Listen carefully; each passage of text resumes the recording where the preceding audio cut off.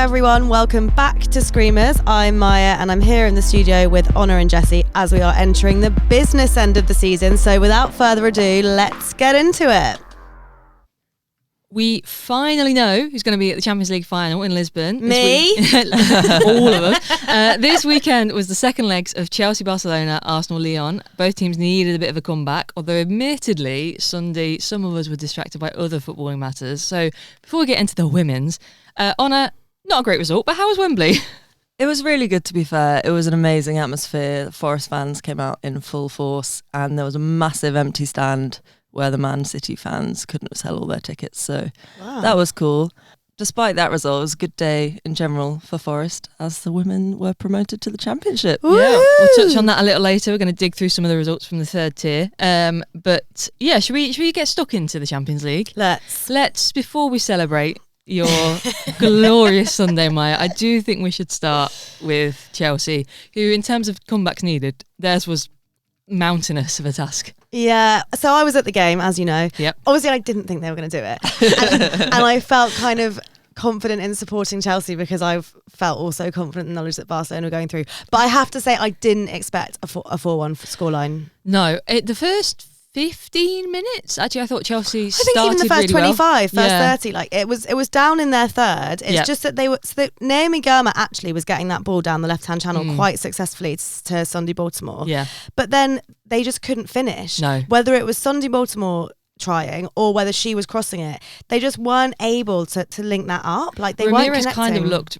out of sorts. Yeah, it just hasn't really come together for her. Yeah. It just felt like they were so disjointed. Yeah. And then that first goal really took the wind out of their sails. I think last game they had shown Barcelona, I don't know, too much respect, but had really not taken the game to them. The first 15 minutes, they were up for it. They were charging into tackles. I think Erin Cuthbert was kicking everybody off the park. Yeah. And it felt like if they'd have capitalised on any of those chances, I still think it would have been a nigh impossible task. Yeah. Because Barcelona they could have got a draw in that game maybe, or I mean it was the first Barcelona counter-attack they got their first goal on and it was too easy. Like Millie Bright just allowed her so much space. Like all of them did. Why were they letting Bonmati just run? You've got the best player in the world running at the penalty box and you're just tracking. Yeah. Why aren't you trying to tackle? They were more concerned with what she might do and who she might play in than thinking maybe one of us should actually close down Bonmati. I feel like people, because she's such a good midfielder and she's always making amazing passes, people maybe forget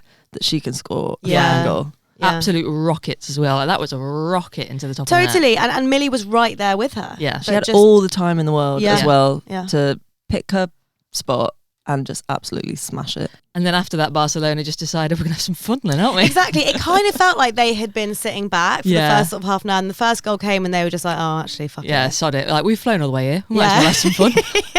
And then just absolutely tore them apart in what felt like about 10 minutes. Yeah. The Claudia Pina goal as well, she had so much space. My girlfriend described Pina's goal as the kind of goal you score when you're 6-1 up in aggregate because you think, fuck it. If I miss it, doesn't matter. But if I score it, it'll be amazing.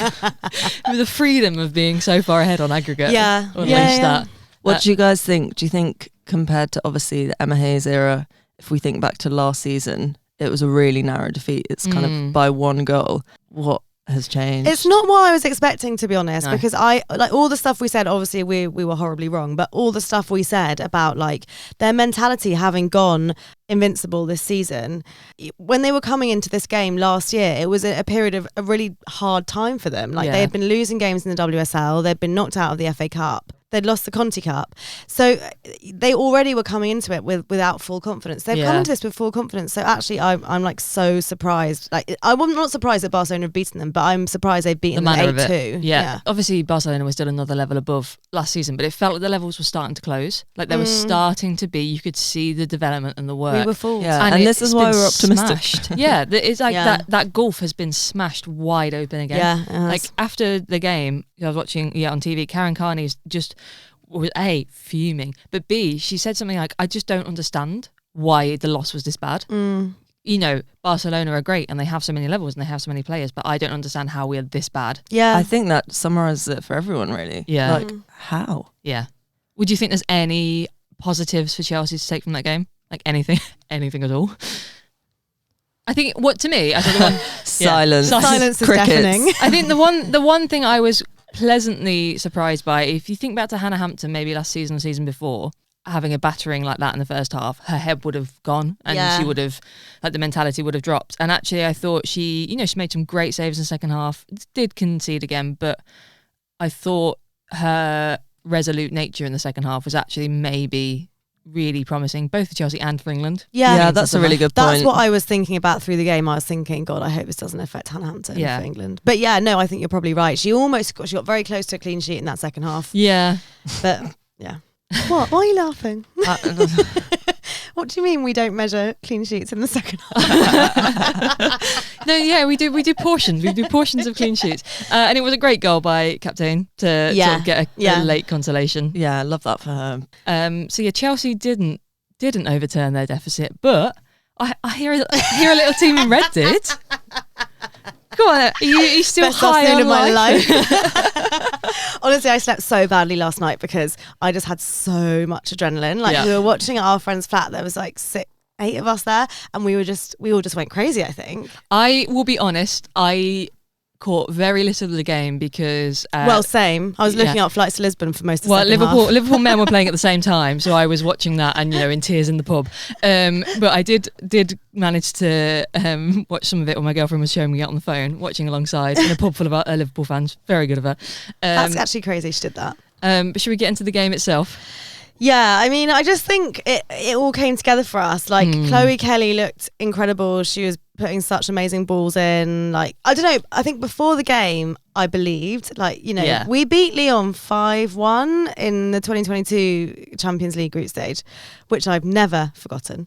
So I just knew it was possible. Like, they did look better than us in the first leg, I thought. But I don't think they look significantly. Not significantly enough that we couldn't beat them on this leg. No. Yeah. I guess the nerves were from the fact that, like, recently we've got really good form at the Emirates, and this was obviously the away leg, and I felt like that was bad luck that we had the away leg second. But actually, we were just playing together really well. Like, I think Renee's doing a really good job of managing these, like, tactically getting these 2-leg matches right. It felt like they came out knowing exactly how they were going to play. Yeah, Mariona Caldente, I think, really changed the energy when she scored. Yeah. I think that first goal, which was a sort of bit of fumble, went down as an own goal for Endler. Yeah. Could have gone down as an own goal for, was it Egarola? Yeah, exactly. Like, it wasn't really something to shout about. It didn't make me feel like... But then I guess you put crosses into that situation, that's what happens. Like, actually, I think Arsenal sometimes have refrained from putting in, just pinging in crosses to test a defence. Yeah. And that's what Chloe Kelly's so good at as well. Yeah. She'll just cross after cross. I was really happy that she started, and she was, like, getting a lot of success with those. Everyone looked confident. Like, in the first game, we were getting bullied off the ball, and it almost felt like we thought we were the worst team. Yeah. In this game, like, Lyon weren't having that success with, but like, they're a physical team, but we weren't letting them do that this time. And I think that really made a huge difference as well. Russo looked like she was doing a really good job at holding the ball up and fighting off defenders with using her strength. I thought that Lyon defence, was it the third goal? Oh my God, they all just fell over. They all just took each other out.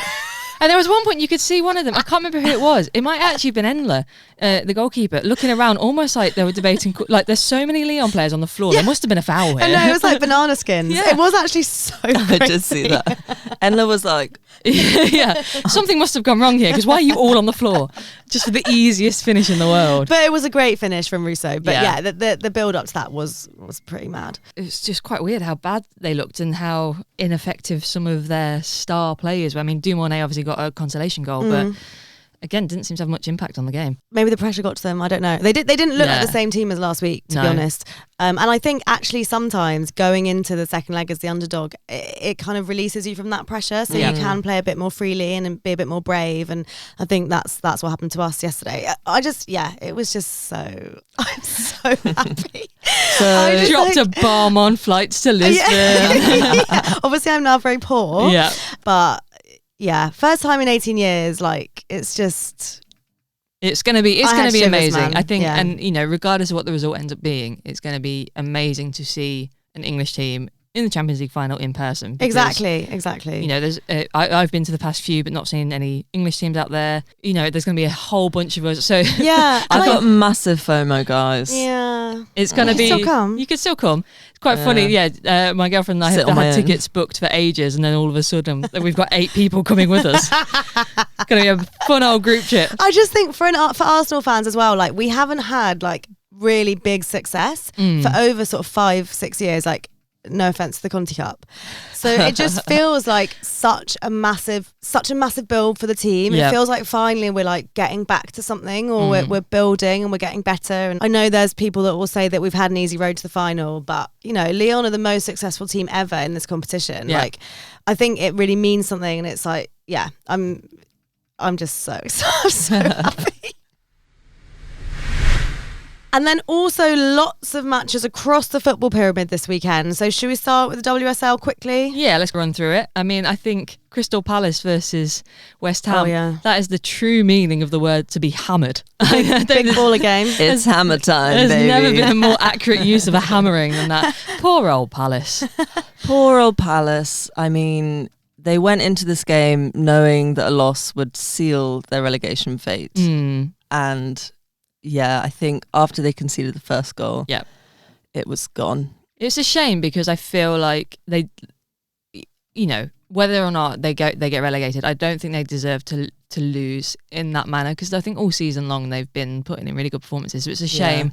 While I'm thrilled for West Ham, like, and that was Shakira Martinez. What a player she is. But I just feel there's a little bit. I feel quite sorry for Palace for such a sad end. It's West Ham's best ever result in the WSL.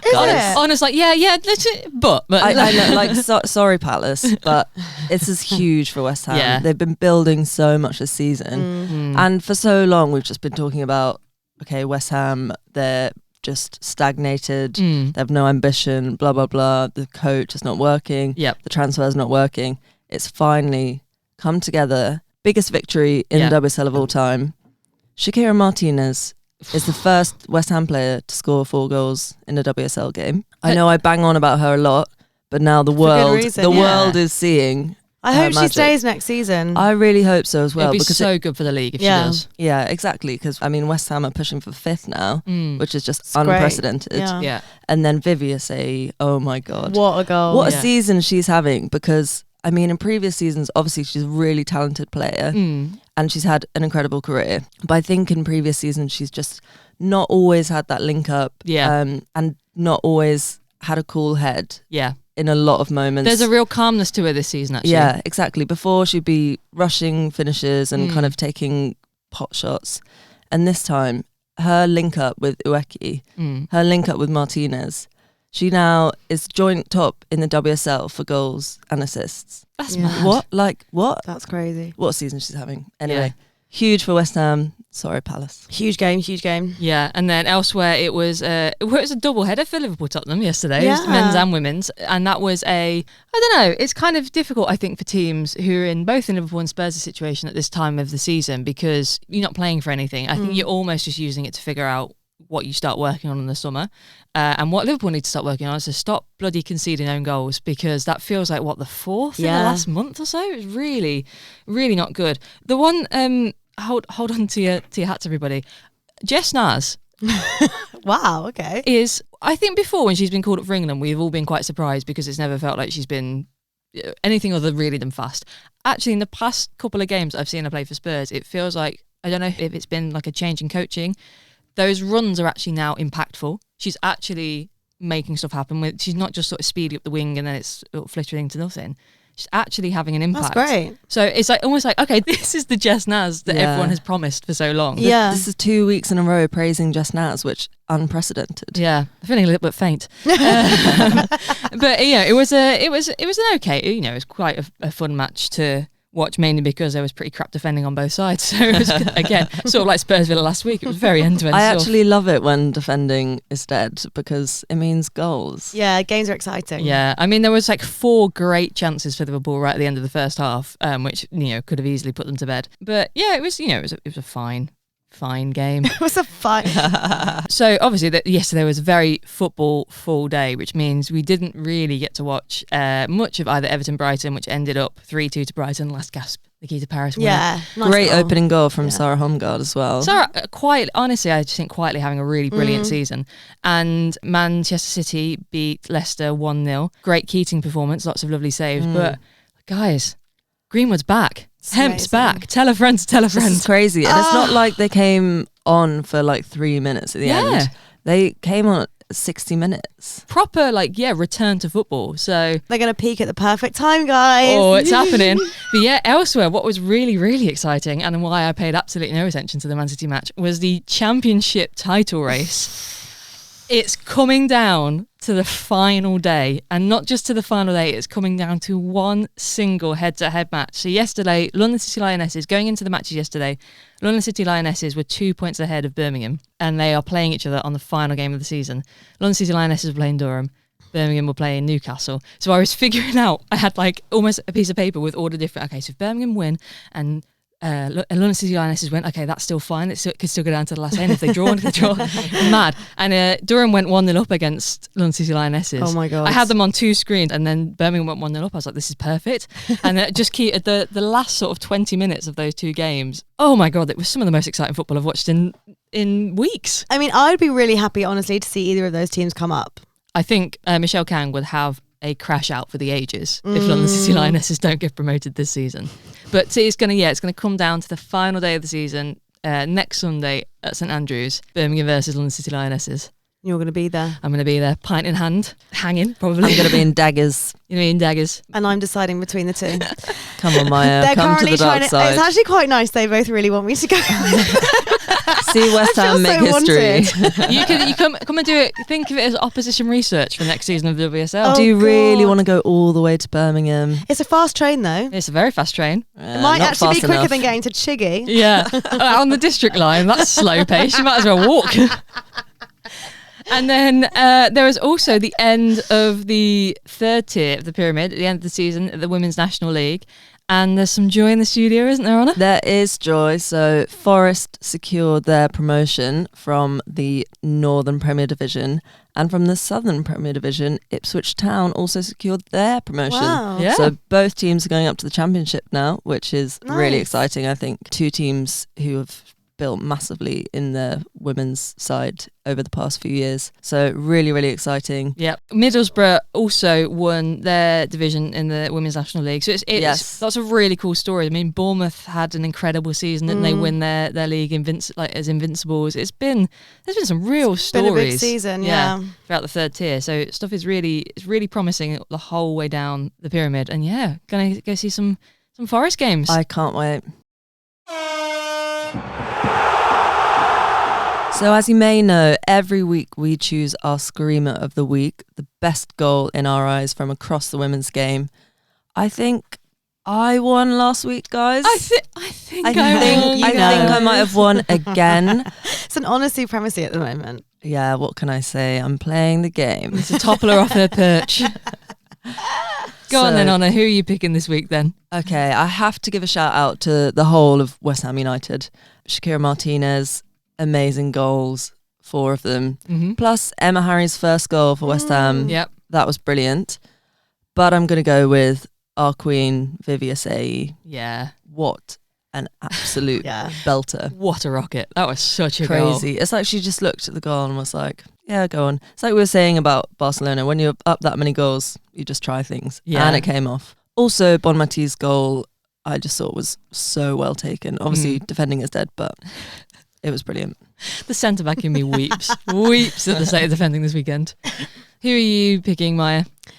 I have no choice but to pick Mariona Caldente. Yeah. What a goal. I didn't even bother writing it down in my book. I knew you were going to pick that one. And as you know how Versus always do like the most hilarious. Yeah. As they wrote, Clutch Dente balled out with another big game monster class. That's all we need to know. Versus are just becoming like a bloody parody of themselves. It actually made me laugh so much. Oh but my God. Honestly though, like she had no space. She had no right to take that shot. Honestly, like no one expected it, and it was absolutely perfect into the top right-hand corner. Like she is just such an incredible player. I'm so happy we signed her last summer. Like she is just class. Yeah, I saw someone saying that obviously usually Mariona's like kind of a level above. And then in that game that all the other players stepped up to her level, which I really liked. Honestly, she was amazing. Yeah. Like, what can I say? Who am I going to go for? A couple of honourable mentions. Week captain's consolation goal, I actually thought was brilliantly well taken. And for a young player in a game like that to have the composure to still rocket in a goal. Yeah. Respect. I think she's the comments are saying that actually this is going to be a chance for Bonpasseur to really test out the mentality of her players, and I think captain covered herself quite well there. Another shout out to Hannah Blake from Durham versus London City Lionesses, both a brilliantly well taken goal from the edge of the penalty box, and also in the context of the championship title race. Kept me on the edge of my seat, but I am going for Pina's fuck it goal, 6-1, because it was just outstanding. It was just no other words to describe it other than absolutely outstanding. Some amazing goals this week, guys. Lots to choose from. Don't know which way it'll go, actually. No. So we will put the clips of those goals up on Instagram if you haven't seen them, and then you'll be able to vote on Instagram stories and on Spotify for the Screamer of the Week. But from Honor, we have Vivia Say. From Maya, we have Mariona Clutch Dente. And from me, we have Claudia Pina. So there's been some big movements in the world of women's football this week, and we are going to dig into a couple of them now. So the first bit of news is that the NWSL have formally submitted an application to start a new Division 2 league to US Soccer. Mm-hmm. It aims to launch in 2026. That's quite soon. Yeah, and the point is to develop kind of rising stars. So actually it's going to be B teams from 8 current teams in the NWSL. That doesn't seem fair that it's only 8. Yeah, that's a good point, it's like either it's all separate teams or every team gets to have a B team. Yeah, I'm not really sure why that's happened. Maybe they've just committed to the funding. Maybe the other teams in the NWSL haven't committed to it. But the idea is to sort of create a development path into the NWSL. It's almost like it's not really a second league, it's an academy system, isn't it? Essentially, yeah. And also I think the other thing that's interesting about it is that we've talked obviously a bit about the USL, which is very new. Yeah. And that kind of at the moment has been used by NWSL teams to like send their more junior players on loan to. Yeah. The USL actually is a first division league. Yeah. But the way it's operating at the moment is slightly as a development league for the NWSL in a way. So I kind of just wonder like how that ecosystem works if the NWSL then starts to have its own. Yeah, it's quite interesting because the USL on the men's side has just about a month or so ago voted to bring in promotion and relegation because the men's USL has a lot more divisions. It's not just the one, and they voted to actually move towards that system. So maybe this is the very beginning of the NWSL starting to do that, but then it kind of renders the USL a bit redundant. Or maybe the USL will grow out to that and the NWSL will remain a closed shop but have more of an academy system. I wonder if that's been prompted by the rise of sort of 14, 15-year-old players in the NWSL, and obviously there's the lawsuits to allow that to happen. And I know, we've discussed it, concerns about that. And I know there's lots of people who are concerned about that. But if there's no pathway elsewhere. Exactly. So I think it's kind of to do with the recognition that there aren't that many opportunities for young players in America because they don't have the pyramid in the way that we do. Yeah. Or really academy systems in the way that we do. Yeah. So that's kind of a response to it, exactly. Because at the moment, these 15-year-olds might get signed, or 14-year-olds even, might get signed to an NWSL team and then kind of never play or just be in this environment it's just not the right environment for them, I think, a lot of the time. Yeah. I mean, I would love there to be a situation where, they come together. I guess it's difficult because it feels like much more of private enterprises rather than one big. We have over here, the FA has that kind of oversight of the whole system. Whereas when the USL was set up as and like explicitly said it is another first division league. Exactly. I think for those of us over here who are used to a pyramid, it was like, how does that work? Yeah, exactly. It feels like American football or soccer in general is trying to shift towards a system that is a bit more comparable to how football is done sort of in Europe and elsewhere in the world. Because like the USL, for example, is now following a European football calendar, unlike the NWSL. Yeah, and I mean, Lindsay Heaps has suggested it was also down to the wages and the competitive fees and said that the salary cap was a reason that players are leaving the NWSL, which, maybe is, maybe not. But I think that kind of club competition, the Champions League, the ability to play in the Champions League always seems to be a draw for American players coming to the WSL or to clubs in Europe. And obviously they have sort of intercontinental championships in They don't have quite that same sort prestige. of gravitas. Yeah. So, it will be nice to see if this is going to build out an ecosystem that creates a really, vibrant inter-club scene. Yeah. TBC, I guess. Like, there's a lot of change in women's soccer in America at the moment. So let's see. Speaking of leagues and promotions, we've mentioned Forest and Ipswich Town coming up to the Championship. But in the Northern Premier Division, there was a really exciting title race between Forest and Wolves. Wolves were pressuring Forest the whole season. Did kind of seem like Forest were just that little bit further ahead. Yeah. But Wolves put together an amazing run. And I saw yesterday that the Wolves players were told right at the end of the season that the club hadn't even put in a bid to enter the Championship. So even if they had won the league, they wouldn't be promoted because the club didn't have the ambition to be promoted. It's absolutely crazy. We've all been talking about the ambition of Wolves, how well they've been doing, can they get that promotion? And to find out that it's not even on the cards for the players is absolutely unbelievable. What would they have done if they'd won? What were they going to do if Wolves did manage to like pip Forest at the last day of the season? I think that's it. I think it's like, it's not even... I mean, the thing that strikes me about it is the dishonesty to the players. It's like, the whole season having one ambition, being one Wolves, like one pack or whatever, as they say. Yeah. It's like a load of shit. Yeah. What like, are you even working towards? Imagine as a player finding that out, that what you've worked for the whole season is actually just a lie. Yeah. And same for your coaching staff, but the higher ups just never actually working towards that. I don't know if it shows like a lack of faith in the team that they never expected to be promoted, or just a lack of ambition financially, and that they and don't just a huge lack consider of transparency. Yeah, I think crazy. It's complete. I mean, Wolves are a Premier League club. They have Premier League money. It's so It's embarrassing. The massive financial scandal. requirements for a women's team going towards from tier, to apply for the licensing. They're playing at a good ground. They sometimes play games at Molineux. Yeah. Like, there is absolutely not a single chance that Wolves would not have successfully passed the various licensing requirements to be in tier 2. So it's an absolute joke.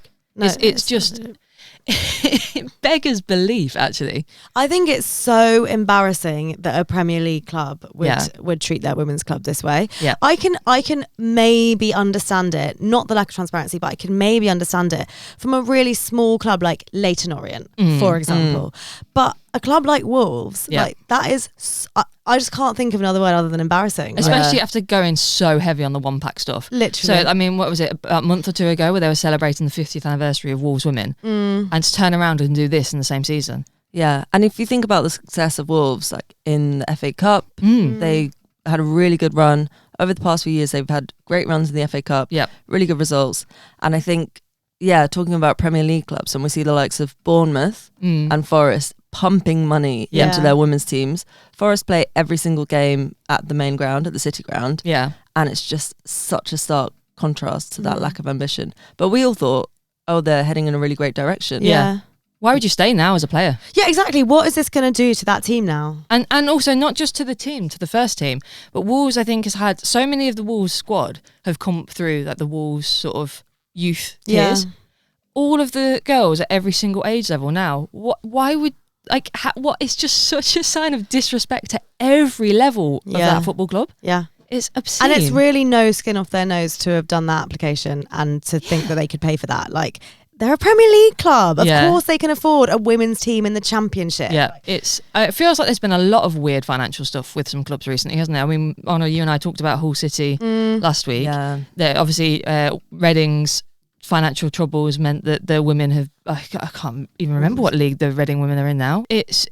While on the one hand we're celebrating growth and progress, it feels that then like all this kind of really disappointing stuff can sort of happen in the shadows because we're all too busy celebrating how well a small number of women's teams are doing, and that's just so depressing. Like, everyone needs to rise. Like, it's so good for Forest, and I'm so happy for Forest to come up, and Ipswich as well. Like, it feels like both of those clubs have, while they are putting money in, it's not like chucking so much money and like it's like a long-term program. Yeah, exactly. It's been building, and especially with Forest, and especially with their coach Carly Davies, who's just been so amazing to lead them through this invincible season. Yeah, and worked so well with the players over the past couple of years. It's just it's a massive effort on so many levels. Yeah. So obviously the news dropped quite late last night. Beth Merrick, one of the Wolves players, posted it quite late on social. So I guess over the next few days we'll see the consequences. What the club's line is. Because it is really, really... And Wolves men have really been celebrating a really triumphant end to the season. Yeah. How can you celebrate that and then turn around and do that to women's team? No, exactly. So solidarity to the Wolves players. I think it is time for us to check in on the Woso Community Noticeboard every week, where we round up the news from the wider world of women's football, whether that's the funny, the serious, the weird, whatever it is. Has anyone got anything to add to the noticeboard this week? I've got something that I witnessed at Stamford Bridge yesterday. Ooh. Apart from a murder. So when we were queuing up, there was behind us a man and a woman with a baby. Yeah. And so I went through security. My friends were sort of behind this couple. The security guard wouldn't let this couple with their baby through, and no one really knew why. And then no child should have to witness this. It's actually cruelty. Yeah. This is poor parenting, bringing your child to this game. And then it turned out it was because the baby was wearing a Brazil shirt. Please bear in mind this baby was like 6 months old, and the security guard was like, "Sorry, the baby's gonna have to take it off." Sit in the away end. And the dad was like, "I'm so sorry. Like, she's just fallen asleep. Like, please, like, we can't take her clothes off now. She's just gone off." Like, and the security guard was like, "Well, we can't let you in if she's got a Brazil shirt on." And oh my god, we were like, Brazil's not even involved here. Like, and the dad was like, "Well, like, there's lots of international players," and saying, she was like, "I'm so sorry, you can't come in with it's the rules. You can't come in with a Brazil shirt on." In what? And so they had to like wiggle a like Barbie jumper like over the baby like a blanket until the security guard would let them in. What do you think about that? That is crazy. That's next level jobs worth. Also, that camera panned to the crowd at Stamford Bridge multiple times in that game, and there were loads of people in England shirts. You're so right. Loads of people in England shirts. I kept thinking, why is everyone wearing their England shirts? Yeah, that was also quite strange. So weird. But also, there's someone in a Barcelona shirt near us.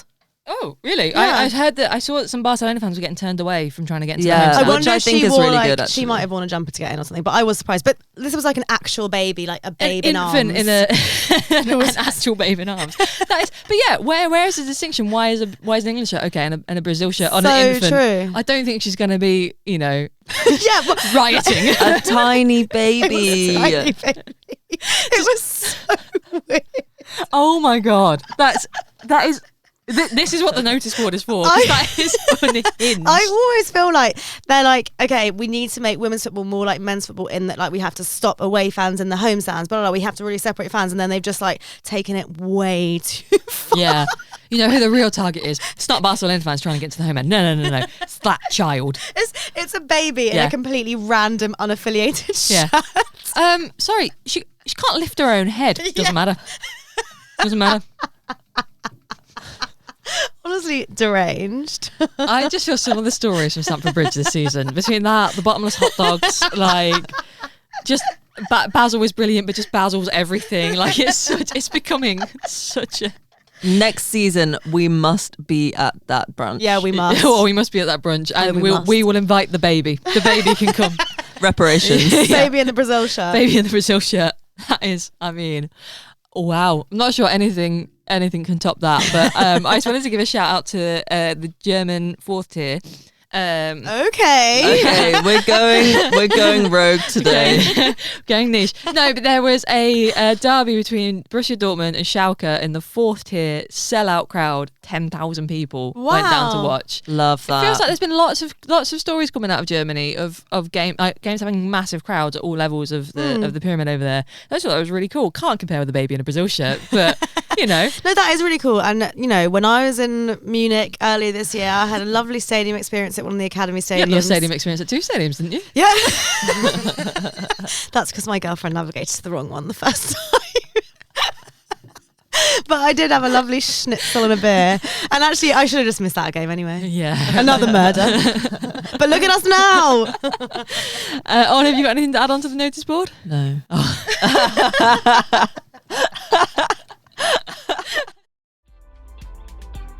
That's all we've got time for on Screamers this week, but join us next Tuesday when, fresh off a trip to Birmingham, which Maya is definitely going to be there for, we'll be seeing who's joining the WSL next season, and we'll be chatting to Nicole Allison, owner of Worcester City Women. But until then, follow us on TikTok, Instagram, and all social media at screamers_pod, or you could drop us an email at screamerspod@gmail.com. And follow us on Spotify, Apple Podcasts, or wherever you get your podcasts to be the first to know when a new episode drops. bye. Bye guys.